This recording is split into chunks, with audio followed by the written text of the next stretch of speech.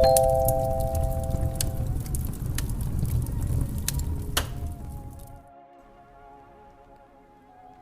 everyone, welcome back to Lord of the Coins. Today we'll go over an analysis of MATIC Polygon. We're going to cover the macro and micro outlook, whether we are bullish and bearish, and kind of just how I came to my conclusion.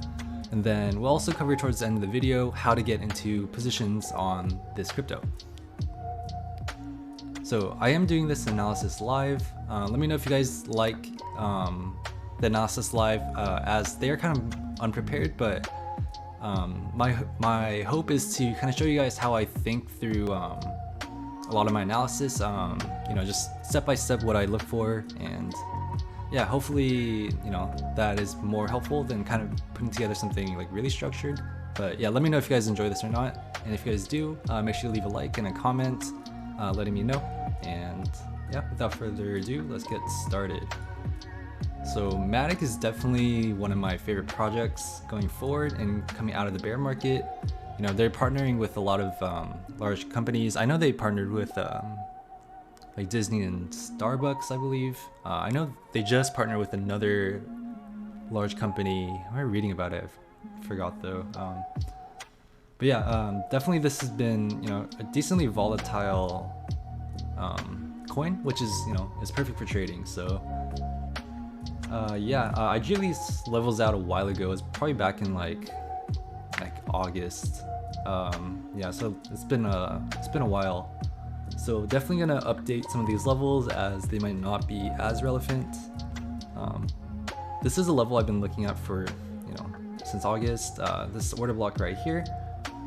It just has a lot of confluence, and you know, I probably won't get rid of this, as you never really want to get rid of, you know, these levels of interest, as you know, you're never really trying to predict where the market's going, but rather when the market gets to your point of interest, that's when you know that, you know, price will reverse. That's how you snipe your entries. You know, predicting the market is a way to get wrecked in the market, as if you try to predict the market, you're trying to predict something that's unpredictable. You know, there's a saying that says the only thing certain in the market is that it's uncertain, and you know, it holds very true. So the only thing you can really predict, I guess, is price action, as it follows, you know, it follows liquidity, just wherever liquidity is. So you know, if you want to sell something, someone has to buy it, and that's just pretty much what liquidity is. So yeah, we'll go over this coin on the macro. So, you know, when you're trading, you always want to have 3 time frames. Your first time frame is your higher time frame. That's the time frame where you are kind of going over the macro analysis, so you have a general idea of where the project is heading in the long run. And then you want your trading time frame. A lot of times when I'm swing trading, I like to trade on the 4-hour. And then you want your execution time frame, for me, which is the 5 or 15 minute. Some people use like, you know, 5, 15, 30, or even like the 1 minute. That's to really nail in your entries to the dot. So we'll go over that too. So I'm gonna go back to the daily chart here. So in terms of the macro, MATIC is looking really good. You can see that I've marked out some market maker theories here. So you have your accumulation, this is your manipulation. This is where market makers will get into their positions by manipulating the market down into their order blocks. So oh, there's not enough history on this chart. So I'm gonna go back to, let's find this on Binance. Let's see if Binance has enough history to see the order blocks. So I'm gonna go to the daily. It does. So I'm assuming, so I didn't catch this bottom on MATIC, unfortunately, but I'm assuming this did tap into an order block. So usually when you're using order blocks, you want to use the daily, as that is the time frame that a lot of institutions trade on. And if you try to trade alongside them, you know, you want to use the same time frame as them. So the order block looks like it's this candle right here. So the order block is just a zone of demand. This is just where a lot of the buy orders are, and namely institutional orders. So I'm gonna kind of squeeze this chart, and if you bring this order block across, cool. pretty much went right into that order block. So order blocks are, so some people say they're invalid if they wick past, but this is such a big drop that, you know, I think on a lot of these big drops, you know, wicks can happen. A lot of people say the candle just can't close below the order block. Some people say the candle body can't close halfway through the order block, but definitely the safest assumption is that there's no wicks past it.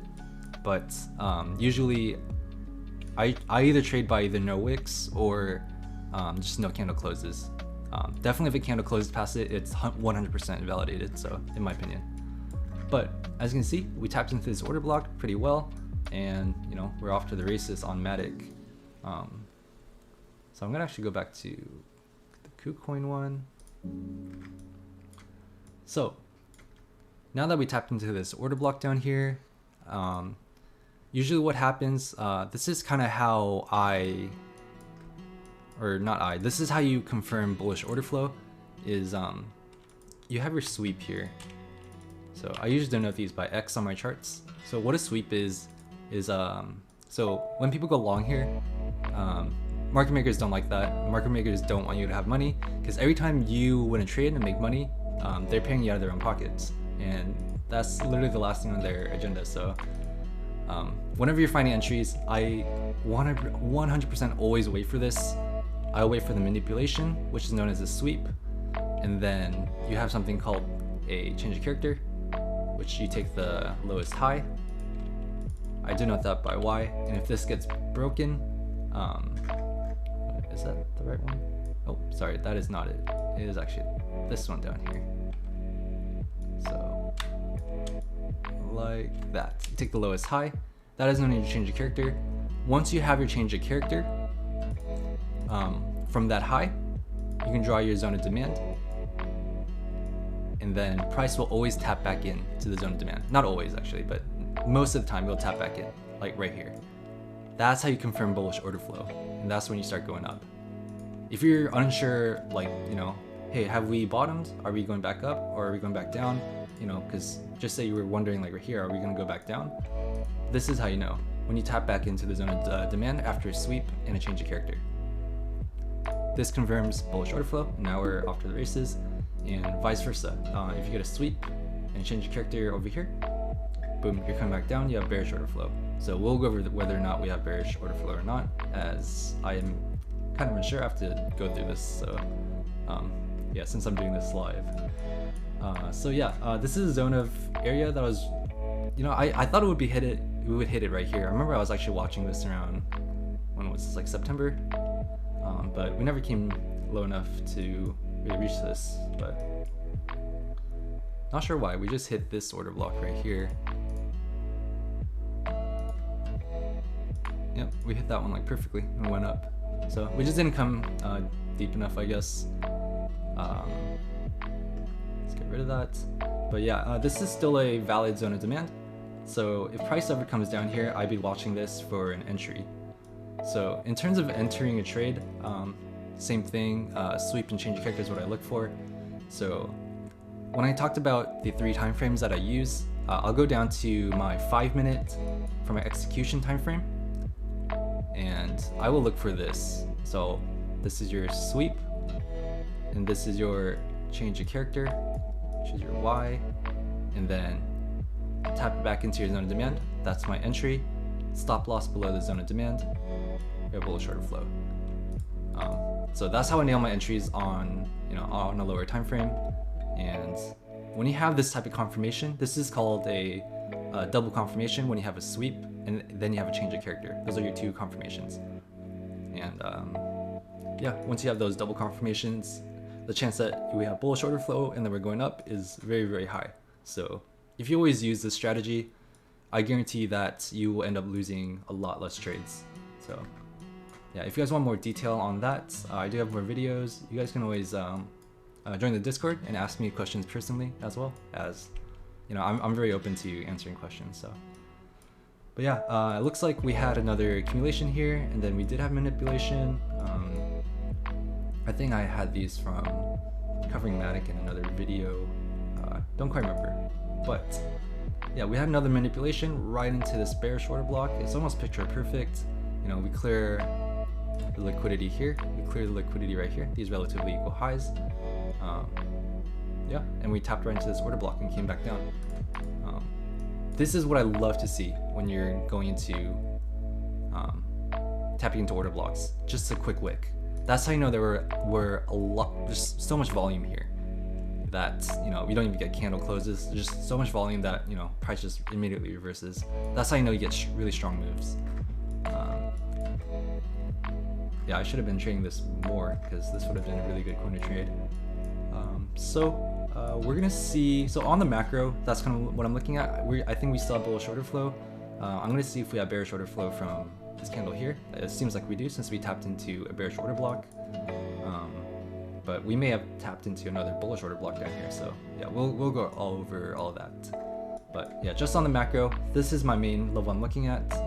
I don't know why I drew this out. I would not look to go in here because I would not look to go into the zone of demand here because all these relatively equal highs. That's so many right there. So I probably look for, you know, either a zone of demand right here or supply and a zone of supply right here. You know, something along those lines. But we're getting back up to like a $3 MATIC at that point. So we'll cover that later once price action, you know, ends up going back up there. So we're gonna go on to a lower time frame. I'm gonna go to the 1 hour to really see what's been going on MATIC. So as you can see here, when price tapped back into this bearish order block, this is your sweep, and then this is your change of character right here. So let's denote that X and Y, and then you create your zone of demand, right? So this would be your zone of demand. You can even go on to, since this zone is like so large, you could go down to like a lower time frame and really get your zone of demand. Okay, it's like just as big, so you can go to the 5 minute. Oh man, this would have been a rough entry. Okay, so is that I'm in the right place? I am. Okay. So I'm gonna zoom in here. So we're on the 5 minute. You can take up to 4 candles usually for these order blocks, but I'm just gonna take the top of this wick down to the bottom of this wick. You know, this would give me a really good general idea of where the zone of demand was created. And I'm actually gonna go back to the 1 hour here since we have block now. Perfect. That is what we want to see. That is bearish order flow. So we tap back in, we have bearish order flow. Same thing.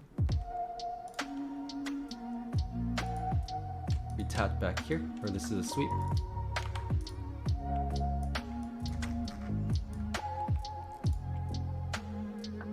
And this is your change of character.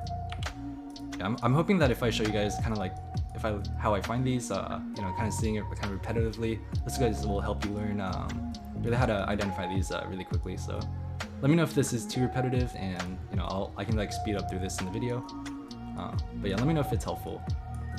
So yeah, you had your change your character and your sweep. You created your zone of demand, which are these last 2 black candles.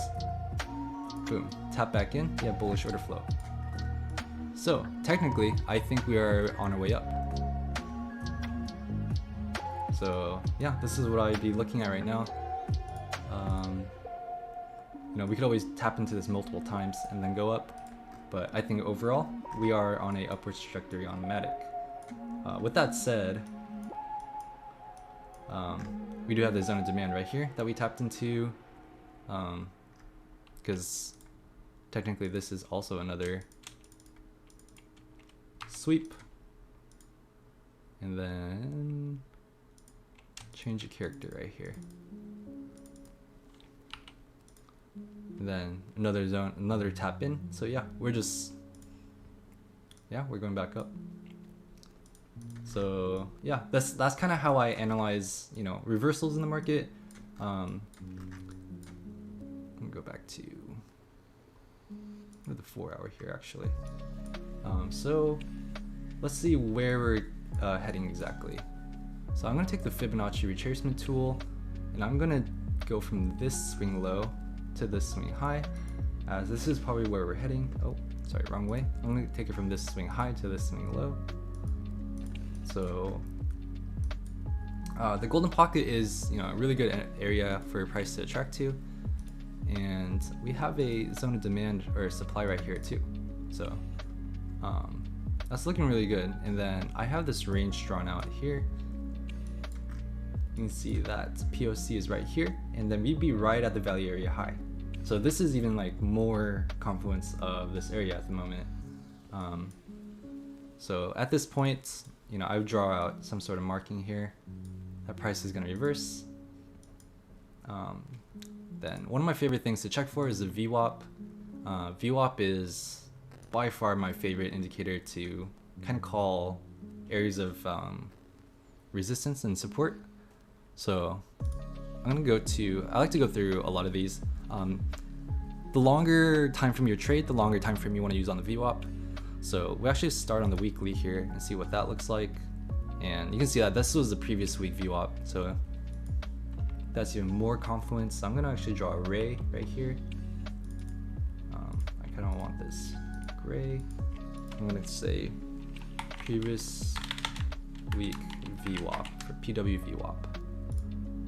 And then, can we delete that? Previous week VWAP. Style, gray. Perfect. Oh, that's why I did it on this on accident. So this is a bearish OB. I kind of want that red. So I draw out something like that. I'm gonna check the other timeframes on the VWAP. I'm gonna go to the monthly, see what that looks like. Hey, monthly VWAP here too. So plus monthly VWAP. And then I also check the quarterly VWAP. It's in the kind of the up area, so I probably won't mark anything down for that. And then I'll mark the yearly VWAP, and this is the yearly VWAP right here. That's also a good value. So yeah, a lot of confluence in that area. And then I'm gonna check my POCs. I know this indicator is a little messy, but yeah, nothing really in that area. You do have your weekly POC down here, so you might even see some sort of retap into demand further down before we move back up. I recommend using this indicator. I think it's called, I don't think just POC is what it's called. I don't remember how to get the name of this, but I'm pretty sure I have this on my Discord. Let me open up my Discord real quick.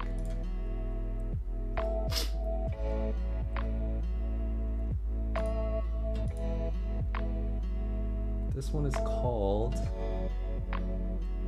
alright, I do not have it on my Discord. I'll find this and I'll post this for you guys on this video and on my Discord.